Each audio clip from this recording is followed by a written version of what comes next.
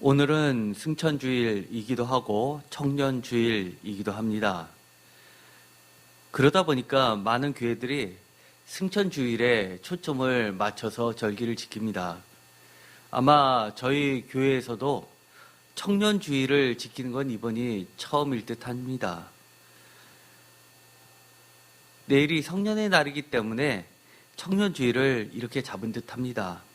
어쨌든 간에 우리가 청년주일을 맞이해서 주님이 우리에게, 특별히 청년에게 해주시는 말씀을 묵상해보는 시간을 갖도록 하겠습니다. 오늘의 제목을 다 함께 읽겠습니다. 죽어도 다시 살고 영원히 사는 주님 안의 청년들. 사울에서 스데반, 유두고, 바울로. 오늘의 말씀은 특히 사도행전 20장 1절에서 12절, 오늘과 똑같은 본문은 2016년 4월 23일 토요일 날 말씀을 전했습니다.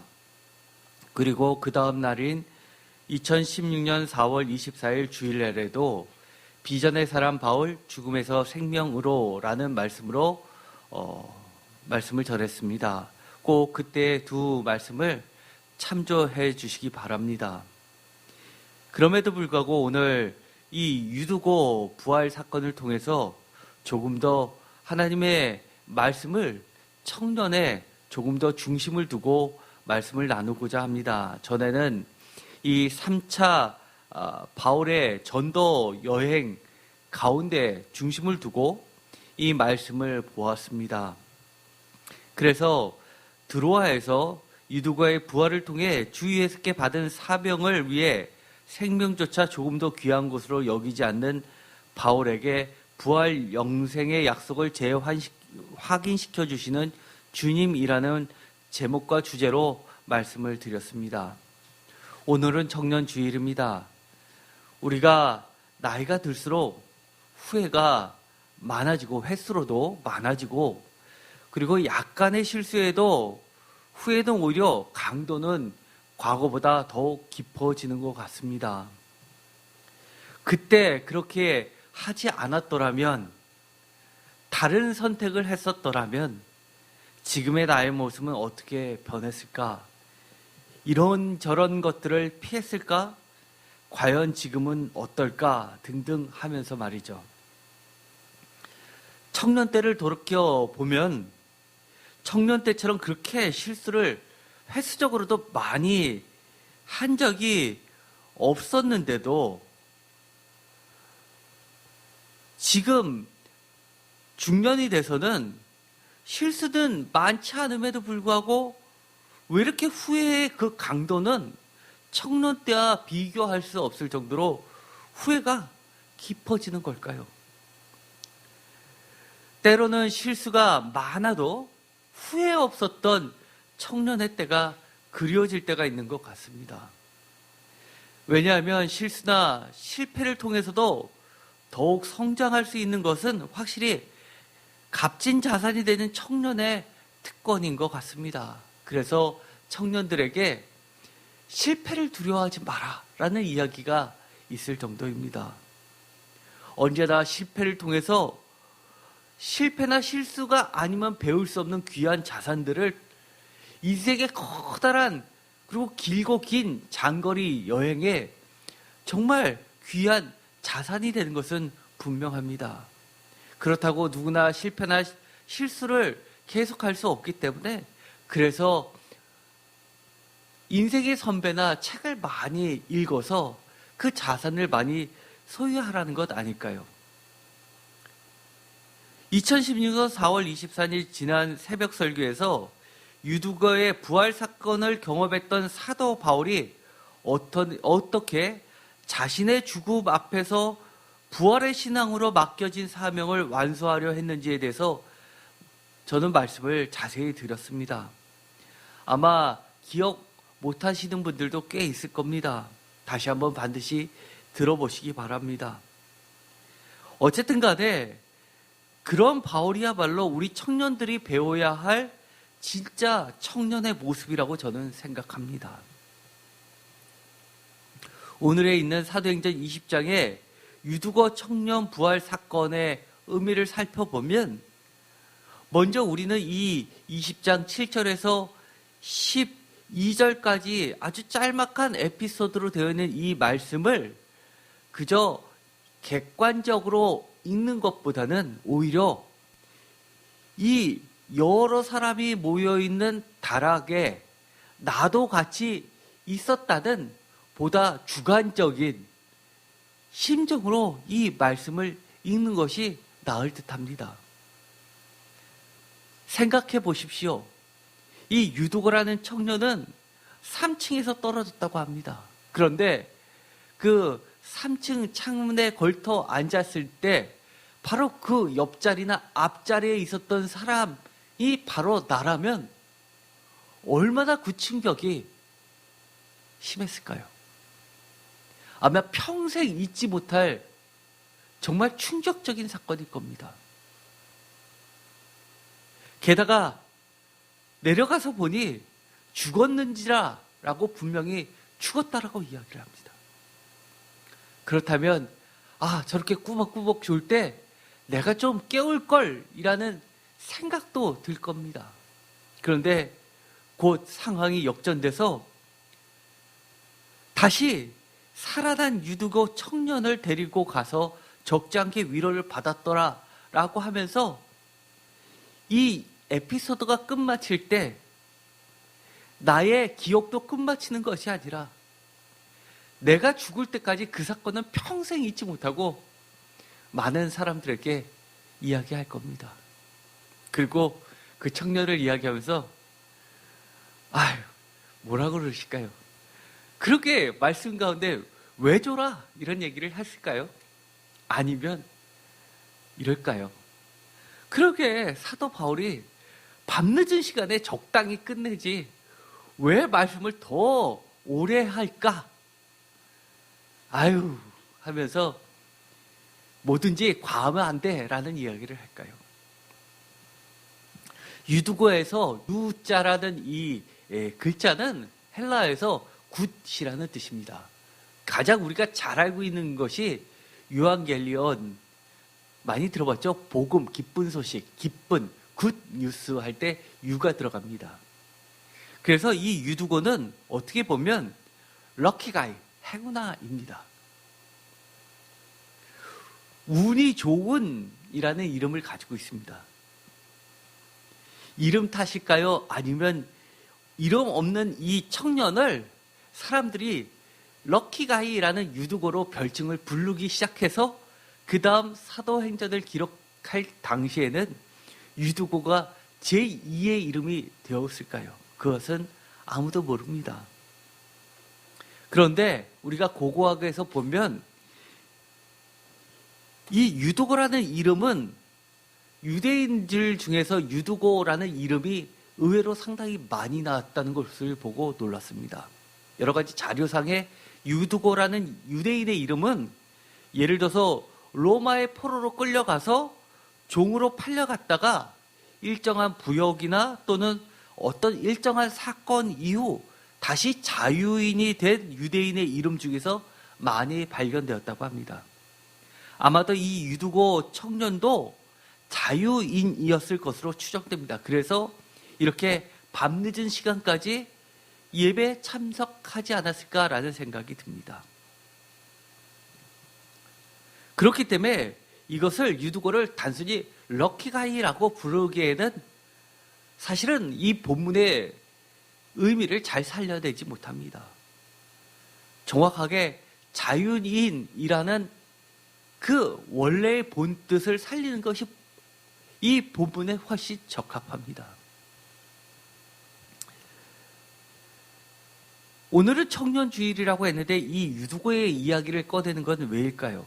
사실 제가 지금까지 7년 동안 이 세인교회를 하면서 똑같은 설교를 2번 한 적이 단 한 번도 없습니다. 다 녹화를 해서 기록에 남겼기 때문에 해당하는 본문을 이야기할 때는 그때 그 설교를 참조해 보십시오 라고 이야기를 하지 똑같은 설교를 2번 하지 않습니다. 여러 가지 이유가 있습니다. 왜냐하면 심지어 제가 저와 강사분 둘이서 새벽 예배를 드릴 때 사람이 아무도 없을 때도 이 자리에는 하나님이 계시다고 믿었기 때문에 하나님과의 약속 때문에 설교를 2번 하지 않았습니다. 늘 매일매일 새로운 말씀 묵상한 것을 깊이 새기면서 하나님과의 예배를 드렸기 때문입니다. 오늘도 다른 본문은 같지만 또 다른 차원에서 이 말씀을 전하고자 합니다. 바로 청년 주일에 관련된 이야기입니다. 성경에서 청년에게 주는 메시지로 가장 대표적인 말씀은 아마 구약에서 지혜서의 대표격인 전도서나 시편, 신약에선 디모데후서의 가르침일 것입니다. 그런데 저는 오늘 청년 주일에 이 유두고 청년의 이야기를 하려고 합니다. 먼저 가장 대표적인 시편의 말씀들을 한번 볼까요? 시편 110편 3편 3절 다 같이 읽겠습니다. 주의 권능의 날에 주의 백성이 거룩한 옷을 입고 즐거이 한신하니 새벽 이슬 같은 주의 청년들이 주께 나오는도다. 아멘.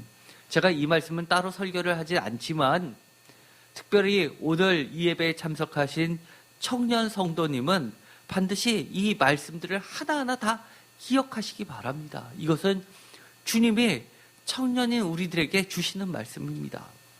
그리고 시간이 되신다면 집에 가서 일주일 동안 이 본문에 해당하는 것을 검색하셔서 이 본문의 말씀을 꼭 찾아보시기 바랍니다. 또 대표적인 말씀이 시편 119편 9절입니다. 다 같이 읽겠습니다.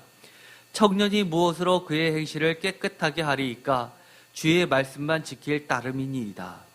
전도서 11장 9절 청년이여 내 어린 때를 즐거워하며 내 청년의 날들을 마음에 기뻐하여 마음에 원하는 길들과 내 눈이 보는 대로 행하라. 그러나 하나님이 이 모든 일로 말미암아 너를 심판하실 줄 알라. 정말 전도서다운 청년에게 주는 메시지 아닙니까? 청년의 날들을 마음에 기뻐하며 즐거워하라고 합니다.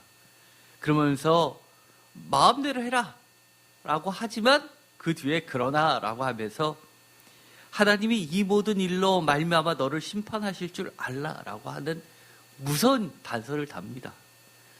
이것이 네 눈에 좋을 대로 마음대로 하라는 소리인지 아니면 삼가 두렵고 떨리는 마음으로 이 청년의 때를 정말 값지고 즐겁고 하나님이 기뻐하시는 것을 쫓아가면서 살라는 것인지 정말 깊이 생각해야 될 말씀입니다. 전도서 12장 1절 다 같이 읽겠습니다. 너는 청년의 때에 너의 창조주를 기억하라. 곧 공고한 날이 이르기 전에 나는 아무 낙이 없다고 할 해들이 가깝기 전에. 아멘. 청년의 때에 너희 창조주를 기억하라. 정말 청년의 때에 할 일이 너무 많습니다. 요즘 청년들이 왜 교회에 못 나옵니까? 청년의 때에 하고 싶은 일들이 너무 많아서 주일까지 뺏기고 싶지 않기 때문 아닙니까? 그런데 시편 119편 9절에는 청년이 무엇으로 그의 행실을 깨끗하게 하리까?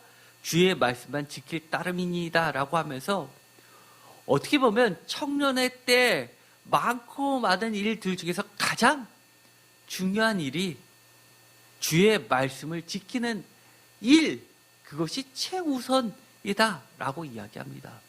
시편 110편 3절에 새벽 이슬 같은 주의 청년들이 주께 나오는도다 라는 이 말씀은 제가 청년 때 이 말씀을 읽고 정말 가슴이 터지는 줄 알았던 말씀입니다.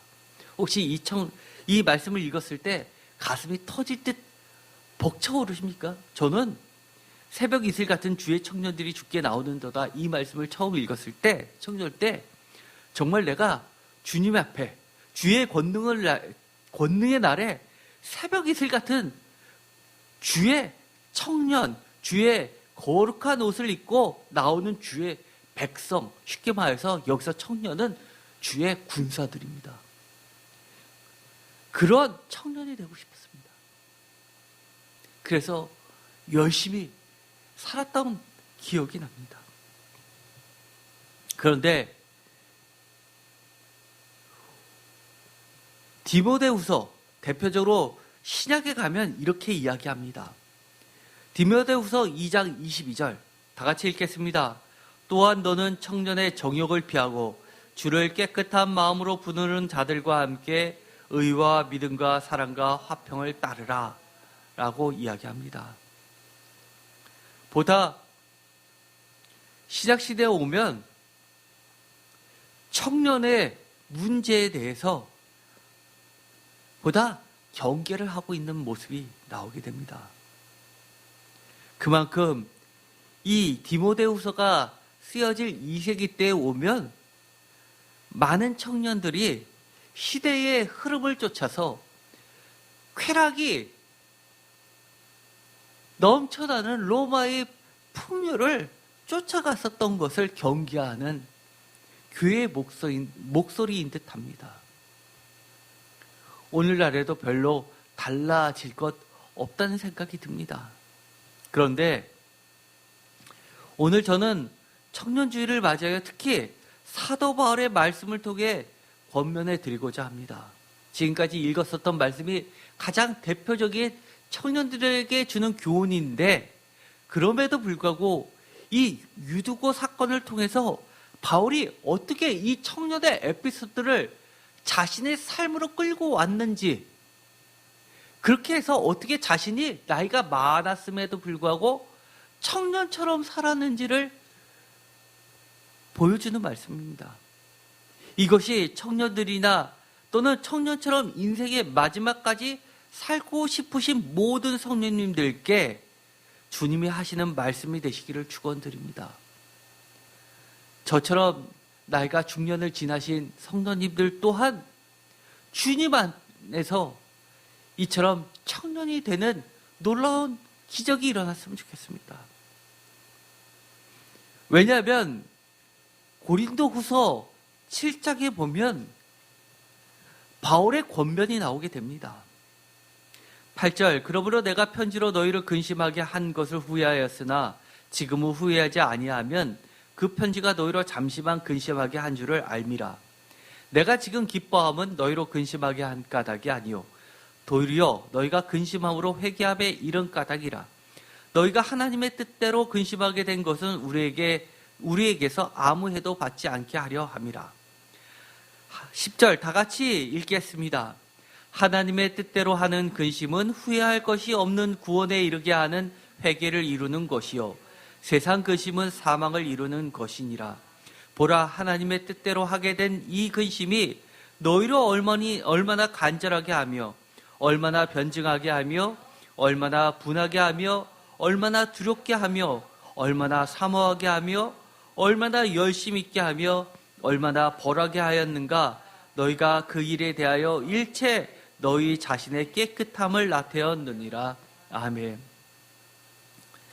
아마 이 편지를 쓸 때의 바울은 분명히 저와 비슷한, 저보다 조금 한 10살 정도, 5살에서 10살 정도 많은 나이였을 것으로 추정합니다. 사도 바울이 얼마나 후회가 많은 중년의 때를 지나면서 후회의 이야기를 하면서 이렇게 고린도 교회에 쓰는 편지 가운데서도 전설을 통해서 자기가 이 말을 왜 썼을까라고 하는 여러 가지 후회 가운데서도 하나님의 응답은 하나님의 뜻대로 하는 근심은 결코 후회함이 없구나라는 확신을 다시 한번 들게 되었다는 겁니다. 이처럼 사도행전 20장의 유두고라는 청년의 에피소드가 유두고와 같은 경험을 하지 못한 우리도 유두고를 통한 값진 교훈을 얻는 진짜 청년이 되기를 축원드립니다. 어떻게 하면 후회 없는 인생을 살 수 있을까? 오늘은 특별히 우리 사랑하는 자녀들에게 중년을 지나 나이가 들어가는 힘없는 목회자로서 청년들에게 성경은 무엇이라 가르쳐 주는지 권면을 드리고자 합니다. 사도행전 20장에 보면 이런 이야기가 나옵니다. 특별히 1절 다 같이 읽겠습니다. 소유가 그침에 바울은 제자들을 불러 권한 후에 작별하고 떠나 마게도냐로 가니라. 이 이야기는 1절은 에베소에서 있었던 소요를 이야기합니다. 19장에 소요의 이야기가 나오고, 그래서 이 소요가 그치는 대로 바울은 마게도냐로 떠나게 됩니다. 그리고 나서 3절에 보면 거기 석 달 동안 있다가 라는 이 거기는 마게도냐에서 석 달 동안 있다가 다시 마게도냐를 거쳐 돌아가기로 작정하고 4절에 아시아까지 함께 가는 자는 베레아 사람 부르의 아들 소바도와 데살로니가 사람 아리스다고와 세군도와 더베 사람 가이오와 및 디모데와 아시아 사람 두기고와 드로비모다라고 되어 있습니다. 아시아라는 것은 이 에베소를 향하는 것이라 볼 수 있습니다.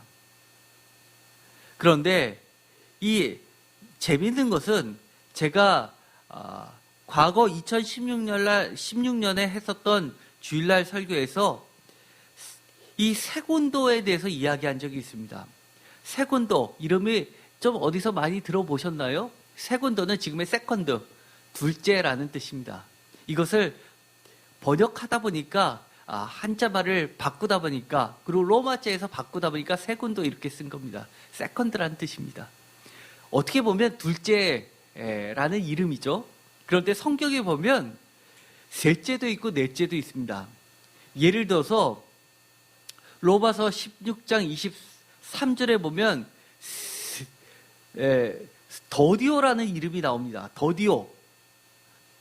무슨 일을 할 때 더딘다 할 때 더디오가 아니라 서드입니다. 셋째입니다. 그 다음에 구아도라는 이름도 나옵니다. 구아도. 쿼트 4를 이야기하죠.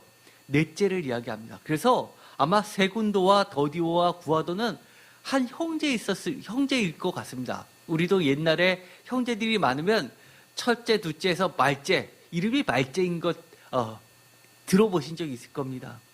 어떤 사람들은 이 사람들이 쌍둥이였을 것이다 라고 이야기하는 사람들도 있습니다. 그래서 쌍둥이의 둘째, 쌍둥이의 셋째, 쌍둥이의 넷째, 넷쌍둥이였을 것이다 라고 이야기하는 사람도 있습니다. 어쨌든 간에 이런 많은 인물들이 있습니다. 5절, 그들은 먼저 가서 드로아에서 우리를 기다리더라. 6절, 우리는 다 같이 읽겠습니다. 무교절 후에 빌립보에서 배로 떠나 닷새만에 드로아에 있는 그들에게 가서 이레를 머무니라. 아멘. 6절, 바로 7절부터 유두고 부활 사건이 있기 바로 전 6절에 이런 이야기가 납니다. 무교절 후에 이레를 머물렀다라고 이야기합니다. 왜 그러냐면 무교절이라는 것은 유월절 다음 날부터 진행되는 절기입니다. 주요 3대 절기 중에 하나죠. 무교절은 7일 동안 지켜지게 됩니다. 그래서 이 무교절 3대 절기 안에는 이동을 하지 않고 절기를 충실하게 지켰던 것으로 보입니다. 그런데 7절에 보면 7절 다 같이 읽겠습니다. 그 주간의 첫날에 우리가 떡을 떼려 하여 모였더니 바울이 이튿날 떠나고자 하여 그들에게 강론할세 말을 밤중까지 계속하매. 아멘. 무교절이 마치고 그 주간의 첫날, 그 주간의 첫날이라고 하는 것은 무엇을 의미할까요? 바로 그 주간의 첫날이라고 하는 것은 유대인의 안식일 다음 첫날을 의미합니다. 그렇다는 이야기는 이것이 주님의 부활의 날을 이야기하죠. 부활의 날에 부활절을 기념하는 것을 우리는 부활절이라고 이야기하지만 초대교회에서는 이 부활의 날을 기념하는 것이 주일이었습니다. 그렇기 때문에 부활절이라는 것은 중세 때 생겨난 것이고 부활절이라는 의미라기보다도 부활의 날을 주님의 날이라고 해서 안식일 다음 날에 이처럼 주님의 부활을 기억하면서 주님의 마지막 만찬 떡을 떼면서 예배를 드렸던 겁니다. 그래서 떡을 떼면서 예배를 드리고 식사를 하면서 주님의 말씀을 서로 나누면서 주님의 가르침을 가르치고 서로 배웠던 것을 보게 됩니다. 그런데 그것이 길어졌습니다. 밤중까지 계속하매라고 합니다. 그래서 8절에 보면 우리가 모인 윗다락에 등불을 많이 켰는데, 보통 유대인의 전통 가옥은 2층 구조로 되어 있습니다. 1층과 다락방인 2층으로 되어 있는데, 여기서는 등불을 많이 켰다라는 것은 그만큼 집이 컸다는 의미도 되고 또 사람들이 많이 모였다는 이야기도 됩니다. 그런데 9절에 보면 이렇게 되어 있습니다. 다 같이 읽겠습니다. 유두거라 하는 청년이 창에 걸터 앉아 있다가 깊이 졸더니 바울이 강로가리를 더 오래 하매 졸음을 이기지 못하여 3층에서 떨어지거늘 일으켜 보니 죽었는지라.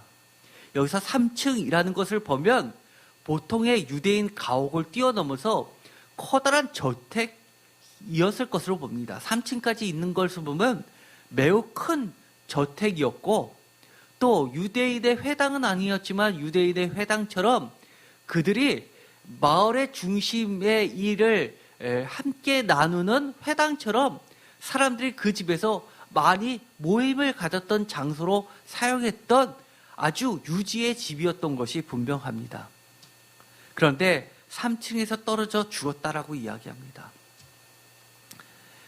10절, 바울이 내려가서 그의 위에 엎드려 그 몸을 안고 말하되 떠지지 마라, 생명이 그에게 있다 하고, 11절, 올라가 떡을 떼어 먹고 오랫동안 곧 날이 새기까지 이야기하고 떠나니라. 아멘.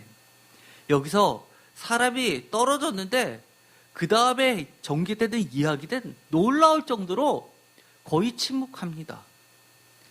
단순히 내려와서 그 위에 엎드려 그 몸을 안고 말하되 떠들지 말라, 생명이 그에게 있다. 이게 전부입니다. 그리고 나서는 올라가서 곧바로 뭘 하냐면 아무 일 없었다는 듯이 떡을 떼어 먹고 오랫동안 곧 날이 새기까지 이야기하고 라고 하는 것은 7절에 있는 것처럼 강론을 이야기합니다. 여러 가지 주님의 말씀을 기억하면서 주님의 가르침을 전하고, 특히 사도 바울은 주님의 어록이 별로 나오지 않습니다. 주님의 기적 이야기도 별로 나오지 않습니다. 주로 사도 바울은 구약 성경에서 드러난 하나님의 분명하신 뜻, 예수 그리스도에 대해서 강론했던 것으로 보여지게 됩니다. 많은 질문이 있었을 겁니다. 구약의 말씀이, 이 말씀이 왜 예수 그리스도를 나타내는 말입니까? 이런 뜻으로 또 볼 수 있는 거 아닙니까? 아니면 기존의 유대인의 답변은 이렇게 가르쳐 왔는데 왜 당신은 이것을 이렇게 우리에게 설명해 줍니까? 라는 많은 토론이 있었을 것으로 보입니다. 왜냐하면 전 세계 도서관 중에서, 지금 21세기 도서관 중에서 독특한 도서관이, 유명한 도서관이 하나 있죠. 히브리 대학의 도서관입니다. 히브리 대학의 도서관은 인터넷에서 한번 동영상으로 한번 찾아보십시오. 어마어마하게 큰데요. 우리 대한민국의 도서관, 학교 도서관하고 대학 도서관하고 틀립니다. 칸막이가 없이 다 뻥 뚫려 있는데요. 시끄럽습니다. 왕왕왕왕왕. 그러냐면요, 우리는 떠들면 내쫓김을 당하죠. 그들은 모여 앉아서 토론을 합니다. 사방팔방에서 모여서 토론을 합니다. 그게 히브리 문화입니다. 정답이 없습니다.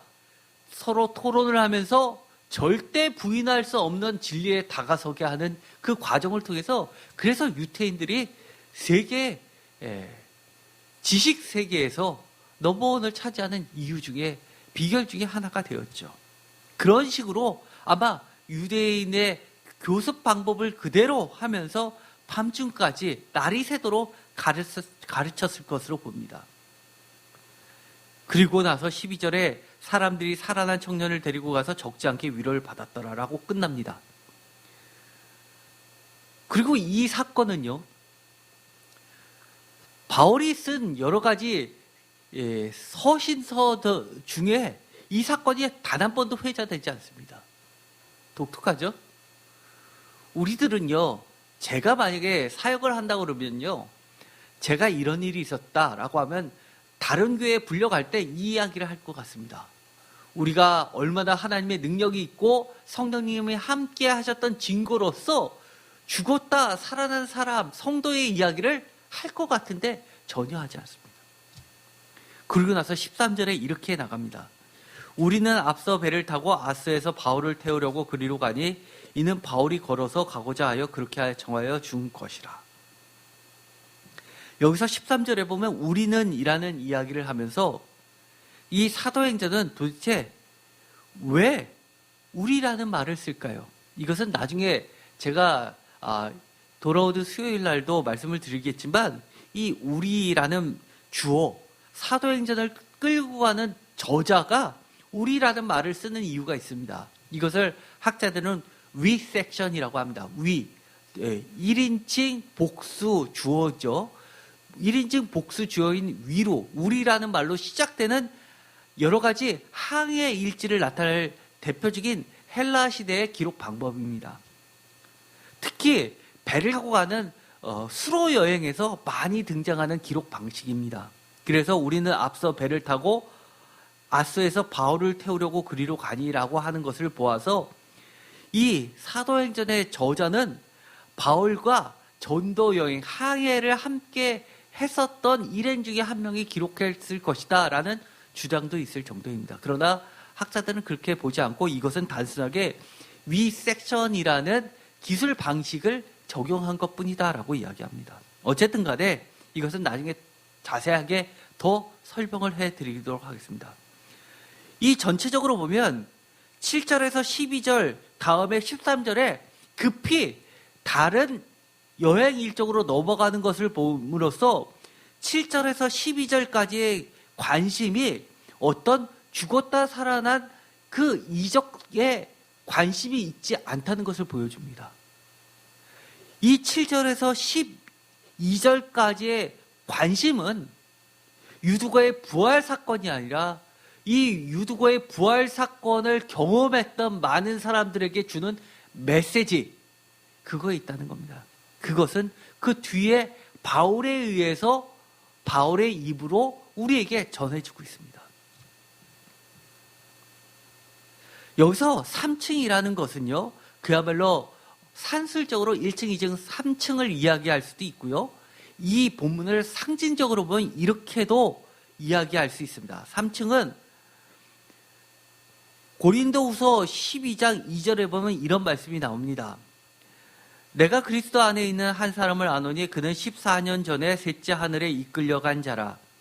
그가 몸 안에 있었는지 몸 밖에 있었는지 나는 모르거니와 하나님은 아시느니라. 라는 3층천 이야기, 신비체험 이야기를 이야기합니다.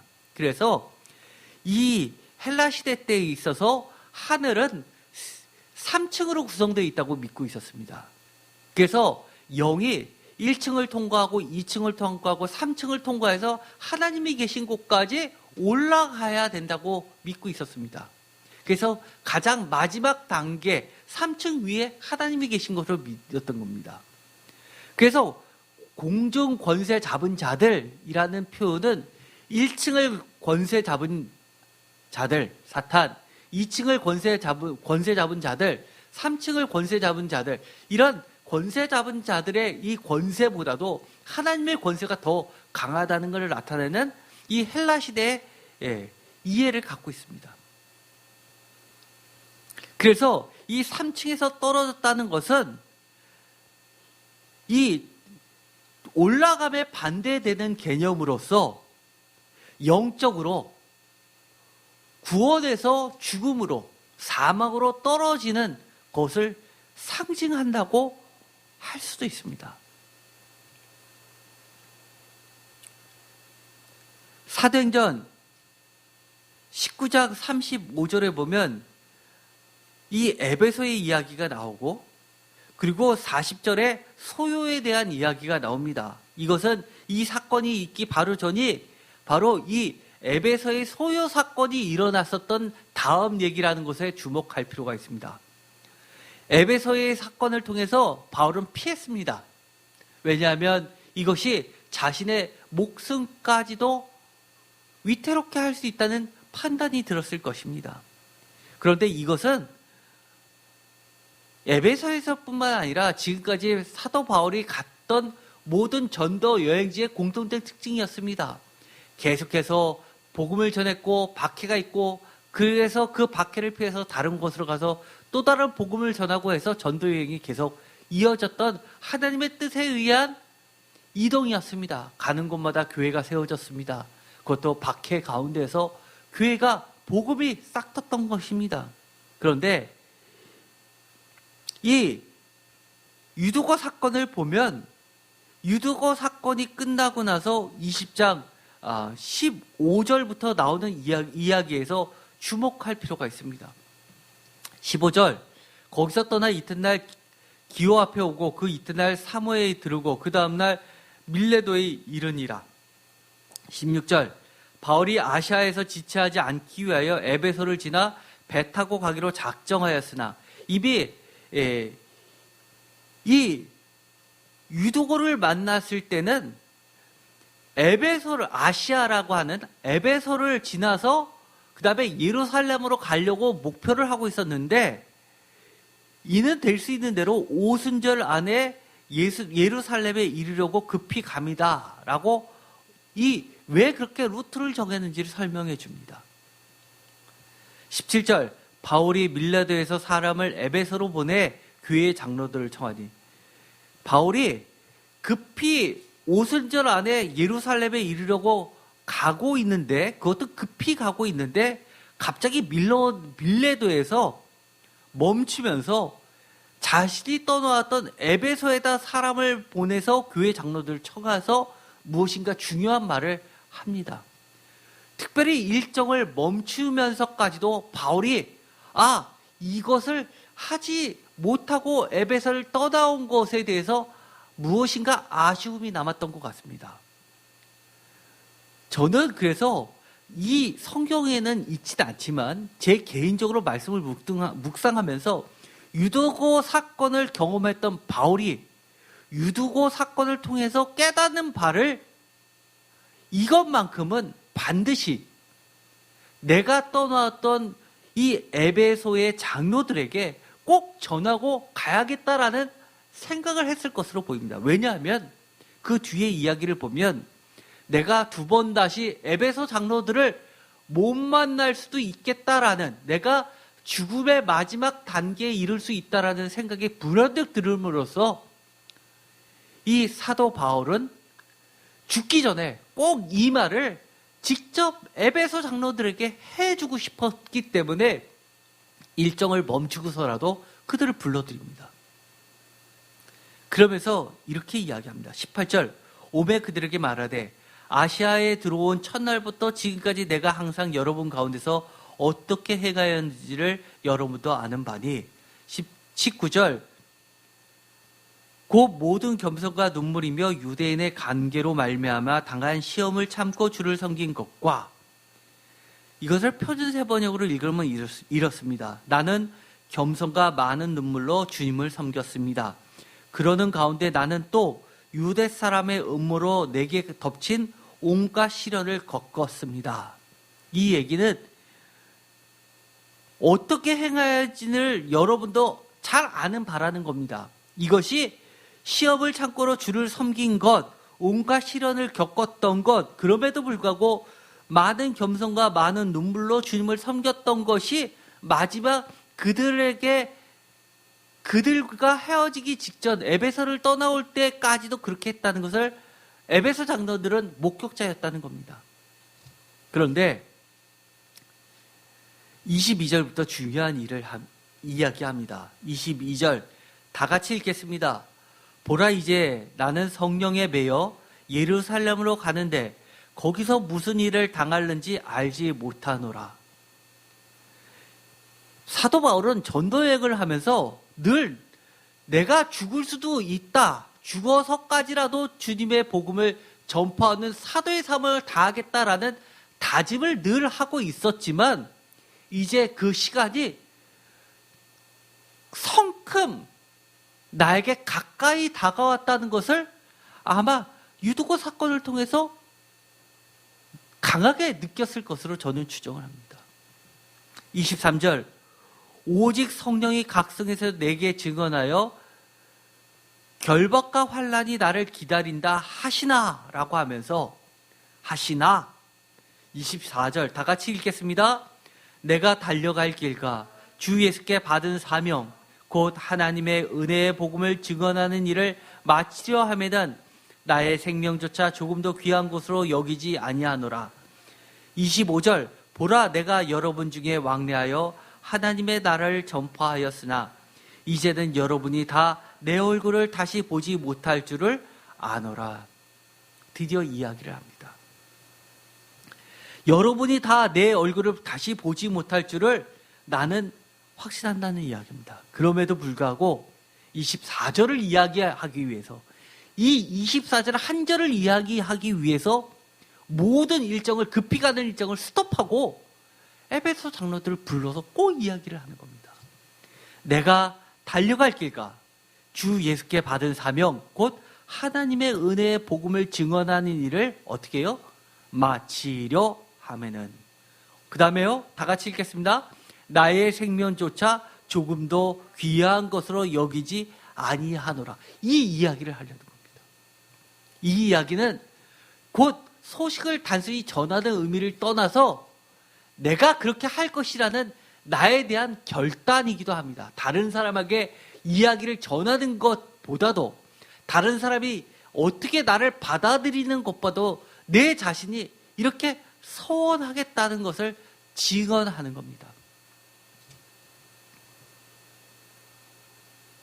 사도행전 20장 24절에서 25절까지를 세 번역으로 읽으면 이렇습니다. 그러나 내가 나의 달려갈 길을 다 달리고 주 예수께 받은 사명 곧 하나님의 은혜의 복음을 증언하는 일을 다하기만 하면 나는 내 목숨이 조금도 아깝지 않습니다. 나는 여러분 가운데로 들어가서 그날을 선포하였습니다. 그런데 이제 나는 여러분 모두가 내 얼굴을 다시는 보지 못하리라는 것을 알고 있습니다. 내가 말씀을 전파하다가 순교를 어쩌다 보니까 순교자가 된다라는 것이 아니라 순교를 당할 것을 이렇게 하면 반드시 나는 죽게 될 거야 라는 것을 알고 있음에도 불구하고 피하지 않고 이제는 다른 데로 가지 않고 그것을 막다트리겠다는 겁니다. 공동번역에서는 분명히 더 명확하게 이야기합니다. 사명을 완수하고 나는 조금도 목숨을 아끼지 않겠습니다. 나에게 맡겨주신 임무를 다 할 수만 있다면 이라고 24절에 이야기해서 25절에 나는 이제 분명히 합니다 라고 명확하게 하고 있습니다. 그것을 사명, 임무라는 말로 이야기합니다. 그러자 사도행전 20장 38절에 보면 다시 그 얼굴을 보지 못하리라 한 말로 말미암아 더욱 근심하고 배에까지 그를 전송하니라 라는 그 장로들의 반응을 보여줍니다. 37절에는 다 크게 울었다고 이해합니다. 심지어 바울의 목을 안고 입을 받쳐두고 작별의 인사를 했다는 겁니다. 입을 받치고라는 것은 이 초대교회에 예수 그리스도께서 주시는 평화의 인사이기도 합니다. 서로 입 맞추고 주님의 인사를 나눴을 것입니다. 평화가 있기를 바랍니다라고 강구했을 겁니다. 그리고 36절에는 모든 사람과 함께 기도했다고 이야기합니다. 사도 바울이 다 함께 무릎을 꿇고 기도를 했다는 이야기는 그만큼 자신도 두렵고 떨림에도 불구하고 모든 사람들의 기도가 절실히 필요했다는 것을 보여줍니다. 사도행전 21장 7절에 보면 돌레마이에 이르고 28절 이튿날 떠나 가이사랴에 이릅니다. 가이사랴는 감옥이 있는 곳입니다. 그리고 이 가이사랴에는 7 집사 중 하나인 전도자 빌립의 지대에 들어가서 머뭅니다.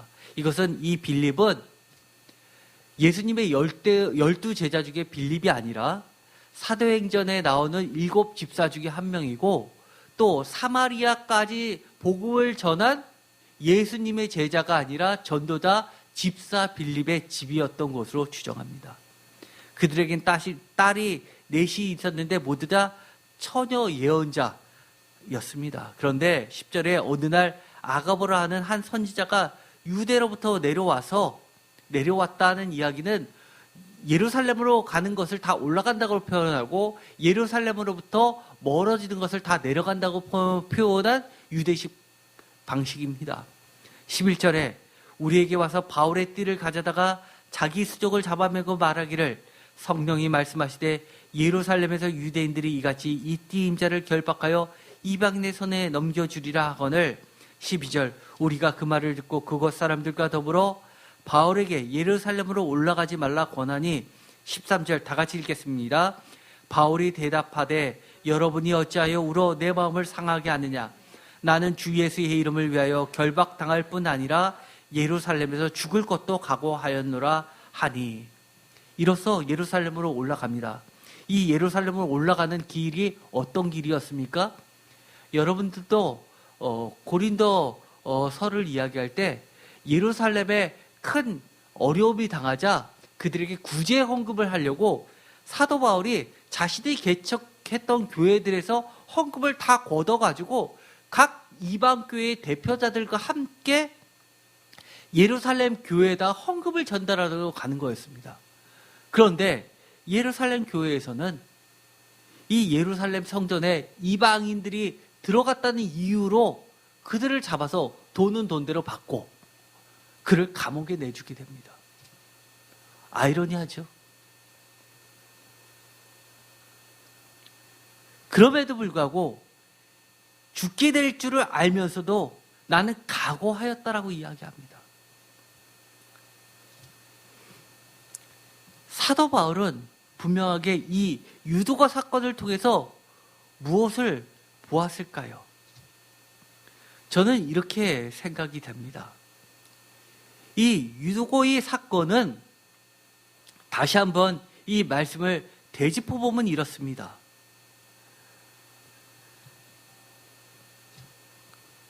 사도행전 20장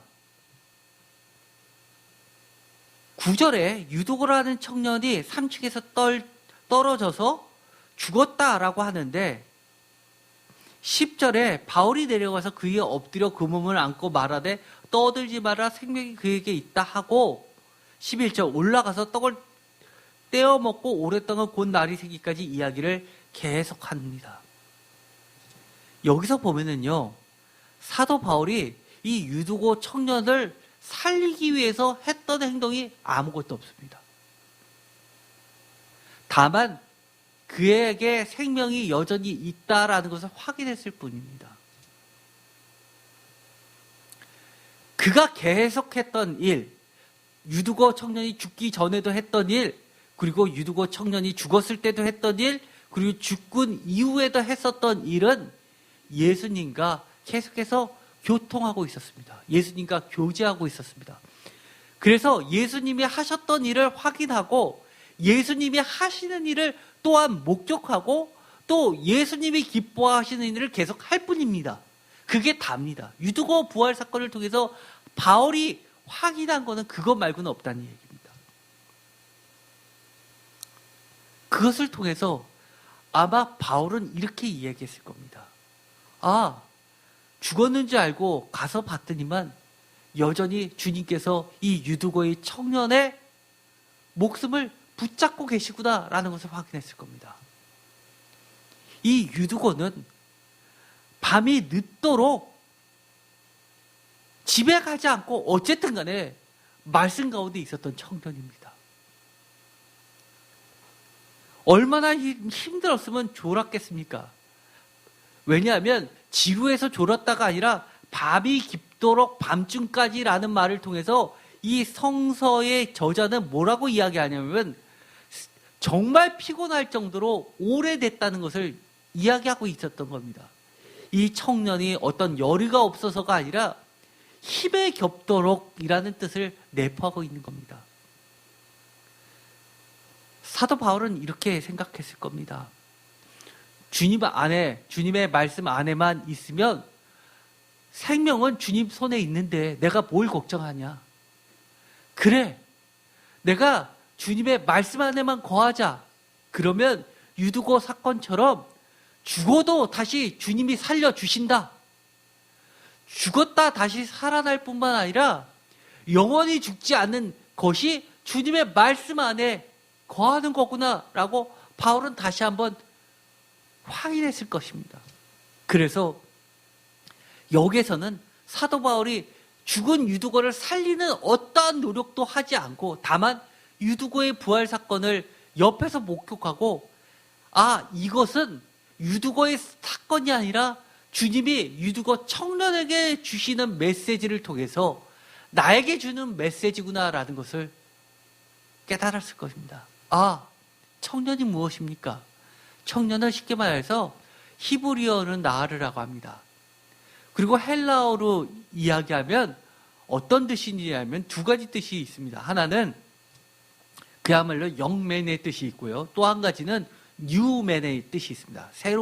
새로움이라는 뜻이 있습니다.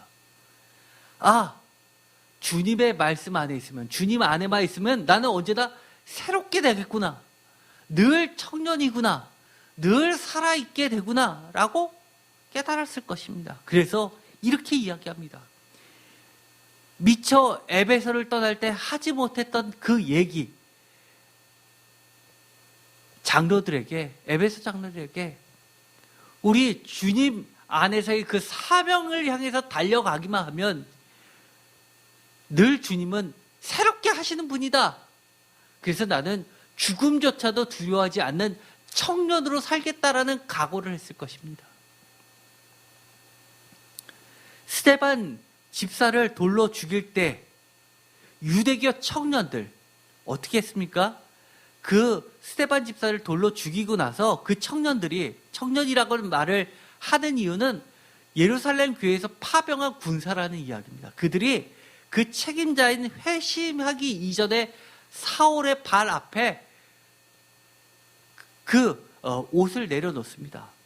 즉 예수님을 만나기 이전에 사울은 마치 죽음으로 향해 달려가던 자였습니다.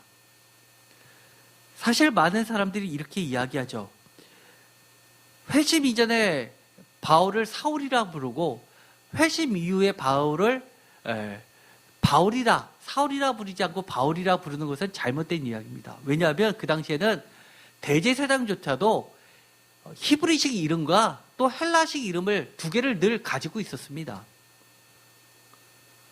다만 사울이라고 이야기하는 것은 사울의 주변에 주로 있었던 공동체들이 주로 유대교 히브리인들이었기 때문에 그를 사울이라고 불렀을 뿐이었고, 이제 이방의 전도자로 나갈 때는 주로 유대인이 아니라 헬라 시대에 속해 있었던 형제 자매들이 대부분이 이방이었기 때문에 그를 히브리식 이름이 아니라 헬라식 이름인 파울로스라고 불렀기 때문에 바울이라고 부르는 것뿐입니다. 그럼에도 불구하고 이 뉘앙스는 유대교인 사울을 상정하고 있고 유대교적 기독교인인 바울을 상정하고 있다는 뉘앙스의 차이는 분명히 있는 것은 사실입니다. 사도행전 7장에 보면 59절에 그들이 돌로 스데반을 치니 스데반이 부르짖어 이르되 주 예수여 내 영혼을 받으시옵소서라고 하면 60절에 자는데, 사도행전 8장 1절에 보면 사울은 그가 죽임당을 마땅히 여기더라 라고 이야기합니다. 그리고 3절에 보면 사울이 교회를 진멸한다라는 이야기를 합니다. 사울은 죽음에 대해서, 기독교인의 죽음에 대해서 마땅히 여기는 자였습니다. 이때의 설교도 2016년 3월 31일 날 했던 새벽 설교를 반드시 들어보시기 바랍니다. 그런데 이 사건을 통해서 사도 바울은 어떻게 바뀌냐? 바로 죽음의 문제 앞에서 죽음의 끝이 아니라, 그때는 스데반이 죽었을 때 죽음이 끝이었는 줄 알았는데 예수님을 만나고 나니 죽음이 끝이 아니라 또 다른 삶이 있다는 것을 알게 되고, 그것이 예수님뿐만 아니라 이 유두고의 청년 사건을 통해서도 여전히 우리의 삶 가운데서 죽음 너머에 영원한 삶이 있다는 것을 실존적으로 재확인하는 시간이었을 것입니다. 그러면서 이 유두고의 이 죽음을 경험했던 사도 바울은 스데반을 죽음을 경험했던 사울과는 완전히 다른 시각에서 주님의 말씀 안에 있는 스데반이 육신으로는 죽었지만 예수님의 우편에 다시 사는 스데반을 생각했을 것이고, 유두고가 다시 살아나는 사건을 통해서도 전혀 놀라지 않으면서 자신이 죽음을 맞닥뜨릴 때 나도 어떤 태도로 가야 할 것인지를 깊이 다짐했던 것이 분명합니다. 이제 결론을 말씀드리고자 합니다. 사울에게 있어서는 이 유두고 청년의 부활 사건의 의미가 무엇이었을까요? 이 이야기는 바로 오늘 청년 주일을 맞이해서 이 말씀을 듣는 청년이나 또 중년이 되도 노년이 되도 영원한 청년, 새로운 자로 살고 싶으신 소망하는 모든 성도님들에게 주시는 똑같은 의미입니다. 즉 주님의 말씀 안에 또는 말씀 때문에 또는 말씀으로 죽어도 살고 영원히 사는 사명의 청년 사건이라는 겁니다. 헬라어로는 청년은 네아니아스, 영맨 또는 유맨이라고 하고, 히브리어는 나하르, 소년이라고 하는 이 말은 아까도 읽었지만 시편에서 보면 특별히 주의 청년할 때 이 청년은 한마디로 군사를 이야기합니다. 권능의 날에, 주의 권능의 날에, 야훼께서 다시 오시는 날, 예수님이 이 땅에 다시 오시는 그날, 새로운 청년, 영맨으로서 영원히 사는 주의 군사로서 영원히 사는 것을 의미합니다. 여러분도 이 유두고의 부활 사건을 먼 이야기로가 아니라 바로 3층 바로 옆에 목격한 자요, 바로 그 앞에서 목격한 자요, 아니면 사도 바울처럼 죽음을 보았지만 그 안에 주님이 이 청년의 목숨을 붙잡고 계시는 것을 확인했던 청년으로 모두 돌아가게 되시기를 축원드립니다. 기도하고 마치겠습니다.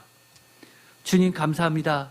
우리는 주님 안에서 주님의 말씀 때문에, 주님의 말씀으로 영원히 주님 안에 사는, 영원히 사는, 죽어도 다시 사는 청년임을 고백합니다. 우리가 우리의 인생을 살 때 죽기까지 주님 안에 후회 없는 청년으로서 살아가게 하여 주시옵소서. 예수 그리스도의 이름으로 기도드렸습니다. 아멘.